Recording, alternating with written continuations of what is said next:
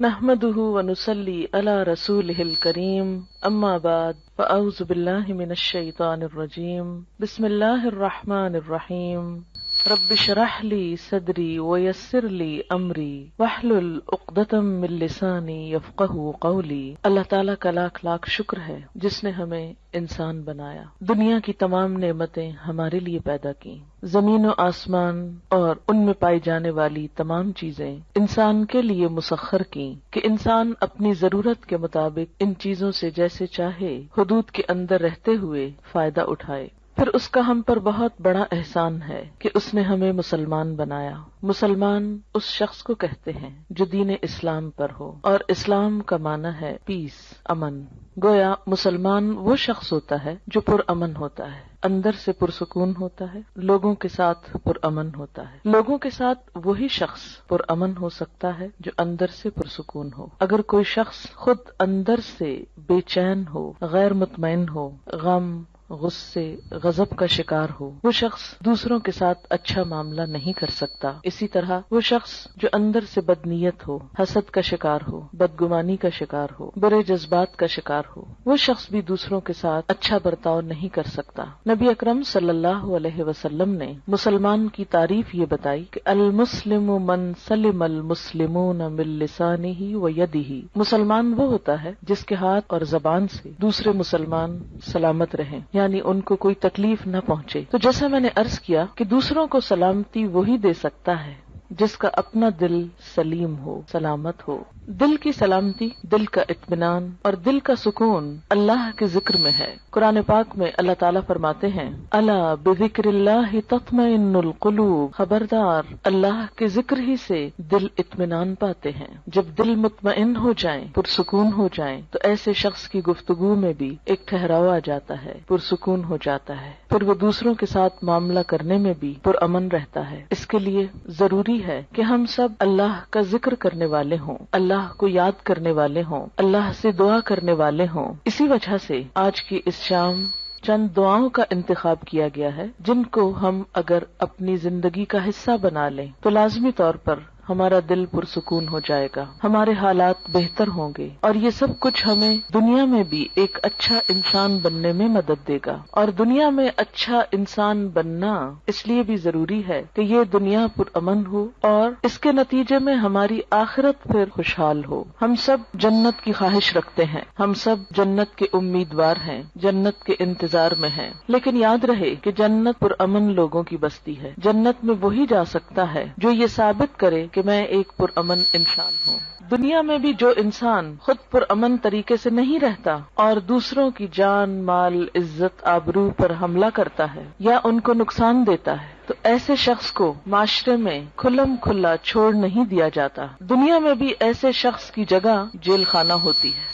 ایسے لوگ جو معاشرے کا سکون برباد کریں، معاشرے میں بے چینی پیدا کرنے کا سبب ہوں، ان کو دنیا میں بھی پکڑ کر قید کر دیا جاتا ہے، اور اگر وہ دنیا کی قید سے بچ بھی جائیں، ان کا کوئی جرم ثابت نہ ہو سکے اور دنیا میں کوئی سزا نہ پا سکیں، تو آخرت میں ایسے لوگوں کے لیے پھر یقینی طور پر جیل خانہ ہے۔ اللہ کے جیل خانے کا نام جہنم ہے۔ وہ کون سی چیزیں ہیں جو انسان کو جہنم میں لے جاتی ہیں؟ ان میں انسان کی بری نیت سب سے پہلے آتی ہے۔ اگر کوئی شخص خانہ کعبہ کا طواف بھی کر رہا ہو لیکن اس کی نیت اللہ کو خوش کرنا نہیں، لوگوں کے سامنے اپنی نیکی کا پرچار کرنا ہے، تو اس کی وہ نیکی جعل سازی شمار ہوگی، قابل قبول نہ ہوگی۔ اسی طرح دوسری چیز جو انسان کو اللہ تعالیٰ کی نظر میں گراتی ہے وہ زبان کا غلط استعمال ہے۔ جھوٹ، چغلی، غیبت، دوسرے کو تانا دینا، یہ تمام چیزیں انسان کو اللہ تعالیٰ کی نظر میں گرا دیتی ہیں۔ یہاں تک حدیث میں آتا ہے کہ بسا اوقات انسان باقی زندگی میں کچھ اچھے ہی کام کرتا ہے لیکن اپنی زبان سے بعض اوقات ایسا کلمہ نکالتا ہے، ایسی بات نکالتا ہے کہ اس ایک بات کی وجہ سے وہ جہنم کی گہرائیوں میں جا پہنچتا ہے۔ ازواج مطہرات میں سے ایک نے دوسری کے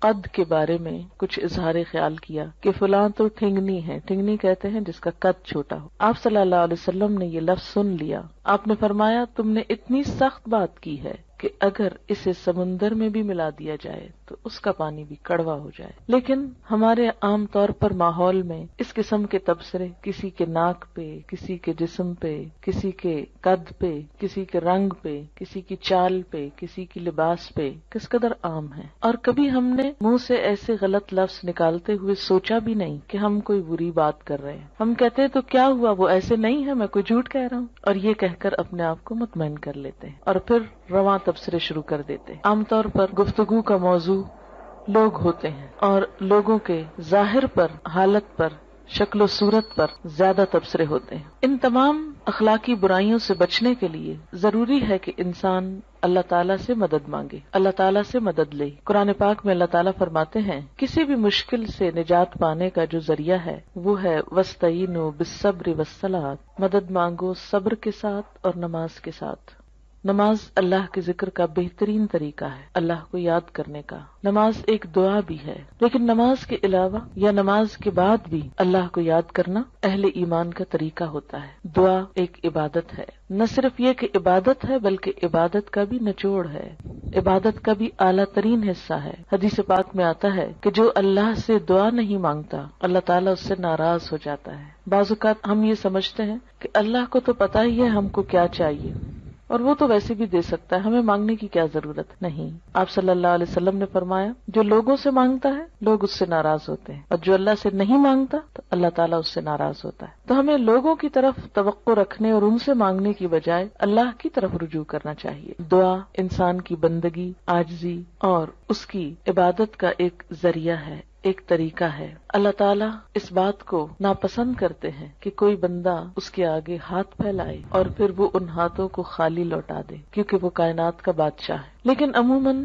ہم دعا مانگنے میں کچھ ایسی غلطیاں کرتے ہیں کہ جن کی وجہ سے دعا قبول نہیں ہوتی. اس میں سب سے بڑی غلطی یہ ہوتی ہے کہ بسا اوقات ہم دعا تو مانگتے ہیں لیکن غفلت کے ساتھ توجہ نہیں کرتے، ہمیں یہ نہیں پتا ہوتا ہم مانگ کیا رہے ہیں. بعض اوقات کیا کرتے ہیں، کسی مشکل کے لیے وظیفہ تو پڑھتے رہتے ہیں، کوئی مخصوص آیت 1000 دفعہ پڑھ لی، 2000 دفعہ پڑھ لی، لیکن دعا نہیں مانگتے. ہم سمجھتے ہیں کہ صرف یہ آیت پڑھنے سے ہی کام ہو جائے گا. اس طرح ہم اپنے اوپر ایک ناروا بوجھ بھی ڈالتے ہیں اور دعا سے بھی محروم رہتے ہیں. بعض اوقات ایسی دعائیں مانگتے ہیں جو اس موقع کی مناسبت سے نہیں ہوتی. بعض اوقات ہم کچھ چیزیں تو مانگ لیتے ہیں روٹین میں یا رٹے رٹائے جملے بول دیتے ہیں لیکن ان کو محسوس نہیں کرتے. اور بعض چیزیں ہماری ضرورت کی ایسی ہوتی ہیں کہ جن کو مانگنے کا ہمیں سلیقہ ہی نہیں آتا کہ وہ بھی مانگنی چاہیے. اس لیے وہ تمام چیزیں ہم مانگیں جو نبی صلی اللہ علیہ وسلم نے مانگی. وہ کیوں، کس لیے؟ اس لیے کہ آپ ہمارے لیے ایک بہترین نمونہ تھے. آپ کی دعائیں بھی قبول ہوئیں، آپ کے مانگنے کا طریقہ بھی ہم سے زیادہ بہتر تھا، اور آپ نے وہ تمام چیزیں مانگی جو مانگنی چاہیے اور جو ہمیں بھی اپنی زندگی میں مانگنی چاہیے. یہ زندگی ہمیں ایک دفعہ ملی ہے، اس زندگی کو ضائع ہونے سے بچا لینا چاہیے، دوسرا چانس نہیں ہے. اگر آج ہم نے اپنے وقت اور اپنی زندگی کی قدر نہ کی اور کچھ چیزوں سے محروم رہ کر دنیا سے چلے گئے تو یہ محرومیاں مستقل ہو سکتی ہیں. اس لیے عقل مند شخص وہی ہے جو اللہ سے مانگتا رہے. دعا انسان کی کوششوں میں ہونے والی کمی کو بھی پورا کر دیتی ہے. ایک شخص جو مانگتا رہتا ہے وہ اگر عمل میں کچھ کم بھی ہو تو دعا عمل میں آگے بڑھاتی ہے، اور اگر پھر بھی کمی رہ جائے تو اس کمی کو پورا کر دیتی ہے. ہماری کچھ دعائیں تو مانگی ہوئی فوراً پوری ہو جاتی، کچھ ایسے ہوتی ہیں کہ جو پوری نہیں ہوتی لیکن ان کے بدلے کوئی آنے والی مصیبت ٹل جاتی ہے. آپ صلی اللہ علیہ وسلم نے فرمایا کہ ایک طرف سے دعا اٹھتی ہے اور دوسری طرف سے مصیبت آ رہی ہوتی، وہ دونوں آپس میں جھگڑنے لگتی ہیں.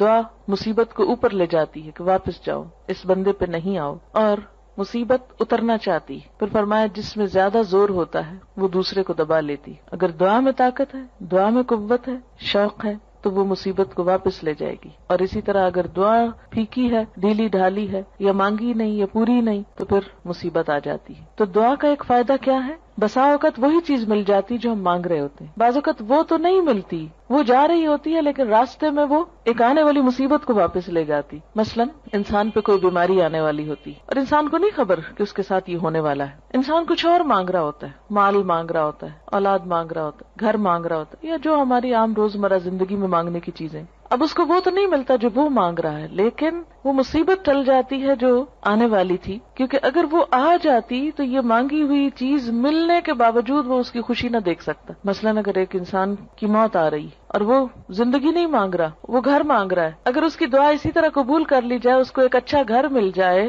لیکن گھر ملتے ہی اس کی زندگی باقی نہ رہے، تو اس کو اس گھر کے ملنے کا کیا فائدہ ہوا؟ کوئی فائدہ نہیں، کیونکہ وہ تو زندہ ہی نہ رہا. اس لیے اللہ تعالیٰ کو زیادہ بہتر طور پہ پتا ہوتا ہے کہ اس وقت ہماری ضرورت زندگی ہے یا گھر ہے، مثلا یا صحت ہے یا اولاد ہے. بعض اوقات انسان اولاد کی دعا کرتا ہے، بیٹے کی دعا کرتا ہے، جو ہمارے معاشرے میں عام طور پر ہے، لیکن اللہ تعالیٰ وہ نہیں دیتا، اس کے بدلے میں کچھ اور دے دیتا ہے جو اس سے زیادہ انسان کی ضرورت ہوتا ہے. تیسرا طریقہ یہ ہوتا ہے کہ جو کچھ انسان مانگتا ہے وہ نہ تو وہ ملتا ہے، نہ مصیبت ٹلتی ہے، بلکہ آخرت کے لیے جمع ہو جاتا ہے، انسان کی نیکیوں میں بدلتی جاتی ہے دعا. کوئی مانگی ہوئی دعا ضائع نہیں جاتی. یہ یاد رکھیں کہ دعا ایک ایسی نیکی ہے جو ضائع نہیں ہوتی، وہ اپنا اثر ضرور رکھتی ہے. کچھ کام تو ایسے نا جو ہم کرتے بھی رہیں تو ضائع ہوتے جاتے ہیں، کوئی نتیجہ ہی نہیں نکلتا. مثلا دنیا میں کئی ایسے بزنس ہوتے ہیں، انویسٹ کرتے ہیں لیکن اس کو کوئی فائدہ نہیں ہوتا، الٹا نقصان میں جاتے ہیں. لیکن دعا ایسی انویسٹمنٹ ہے جو ضائع نہیں جاتی. آپ مانگتے چلے جائیں، اگر دنیا میں کچھ نہیں بھی ملا تو آخرت میں اس کے بدلے میں اتنا کچھ جمع ہو جائے گا کہ وہاں جا کر انسان تمنا کرے گا،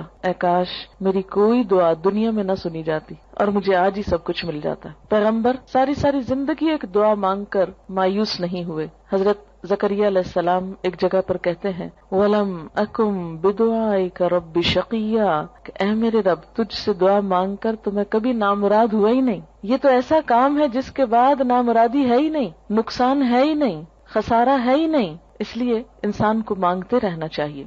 وآخر دعوانا الحمد للہ رب العالمین.